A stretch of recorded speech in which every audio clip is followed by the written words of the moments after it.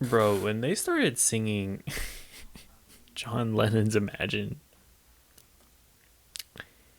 they really they really thought that they were doing something when they did that, didn't they? Like Gal Gadot thought that she was helping people or something. I don't know. So I finally got the much anticipated Hero Gasm episode of The Boys, and while the sexual insanity of the episode may have been a bit overhyped, it was still pretty fantastic. I actually want to start off by talking about A Train and Huey, because this is the conflict that really started off this entire show. A Train running through Robin is what sets the stage for everything, right? Superheroes are monsters and they need to be taken down a notch. Now, throughout the course of the show, we've seen that it's really not as black and white as that. In actuality, superheroes aren't monsters. They're just people. People are selfish and willing to do whatever they need to do in order to have personal gain. Supes are just people that have the power to do that and get away with it. And that whole concept is really brought to a head and expressed beautifully during the interaction between A Train and Huey. Because A Train genuinely apologizes. Through his experience with Blue Hawk and what he did to his brother, he's finally able to genuinely empathize with Huey's experience with Robin. He gave a genuine apology expressing remorse for his actions. And if you remember back to season 1, that's supposedly what Huey wanted, but he completely rejected it and revealed what he truly wants. That's revenge. And he's gone past the point of no return where he willingly put people in harm's way in order to get what he wants. He really is no better than A-Train. In fact, in some ways, he might even be worse. This moment really highlights that Huey's no better than A-Train. He's basically become Butcher at this point. Once he got his powers, he engaged in the same self-serving behavior, brought Soldier Boy there, and put people in harm's way. I mean, Huey's arc, like his downfall this season, has been really masterful storytelling. And right alongside Huey is Butcher and Soldier Boy. And this episode made me realize why they made them a trio. All three of them are consumed by this desire for revenge. And Soldier Boy is a really interesting character. He seems like a realistic Captain America. Like, if Captain America was real, he probably would be weirded out by all of the social progress that has been made in America. Also, the line where he mentioned that Bill Cosby was like the perfect example of what a man is just amazing.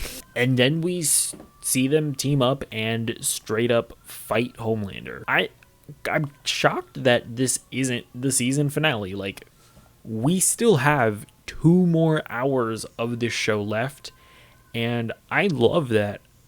I don't know where it's going, but the fight was great. I mean, it reminded me of the fight in Captain America Civil War between Cap, Bucky, and Iron Man, but it also answered some questions that I've personally been asking this entire season. Is Soldier Boy as strong as Homelander?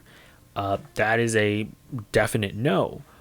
But what they do reveal here is that Homelander can be beaten, and not in a Superman kryptonite kind of way, although that is still a thing that might potentially occur at some point with, whatever the Russians used to subdue Soldier Boy. But there are supes that exist that can straight up overpower him, and there's also a chance that Soldier Boy's like ray beam, whatever it is, we haven't seen it yet, but it could potentially hurt him at the very least, if not kill him.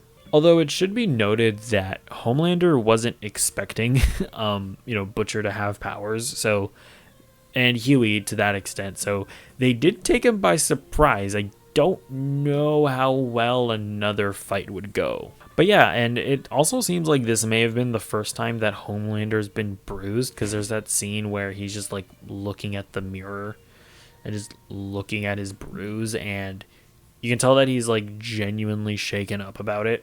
And speaking of Homelander being vulnerable, Black Noir was really interesting in this episode. He's clearly terrified of Soldier Boy, and the twins made it seem like Black Noir was the one ultimately responsible for what happened to him. And so it seems like Black Noir knows exactly what happened to Soldier Boy, and by, you know, extension knows what could potentially kill Homelander. Also, I highly recommend, if you haven't, watching episode 8 of The Boys Diabolical. This show kind of flew under the radar, but basically it's an animated anthology series, sort of like using The Boys as a backdrop. Now, they're not clear as to how many of those episodes are like canon, but they did confirm that episode 8 is, and I'm just mentioning it because it provides some context for the relationship between Black Noir and Homelander, and it's also just a really good episode. The show overall is just good. I'd recommend watching all of it, but definitely watch episode 8. Was also a standout in this episode. Him explaining how his OCD stems from the trauma that he experienced when Soldier Boy, killed his grandpa and, just traumatized him was absolutely heartbreaking. And, what was super interesting as well was that, unlike Huey, we actually see able to overcome that lust for revenge. I really liked his dynamic with Starlight in this episode. And Kimiko and Frenchie's little storyline is also great. Literally every side plot in this season has been super engaging. But yeah, we see Kimiko realize, sort of keeping with the theme of this of this episode, that at the end of the day, her powers didn't make her who she was. She, at least according to her, is a monster, and that just is who she is. Now, Kimiko, I just want you to know that you're wonderful. You're not a monster. You were only defending somebody that you loved, and it was quite frankly, you were justified in what you did. Sure, it gets a little bloody. It's unpleasant. You don't want to look like that, but you did good. But yeah, no, I want, okay, out of all the characters, I just want Kimiko to have a happy ending. It's just, please, Eric Kripke, showrunner of The Boys, just give Kimiko a happy ending. But overall, this was a fantastic episode. I can't believe that we have 2 more episodes, and I can't wait for next week. So, yeah, if you like the review, let me know what you think in the comments down below. Also, like the video, subscribe, ring the bell, whatever the YouTubers tell you to do at the ends of their videos, do that, and goodbye.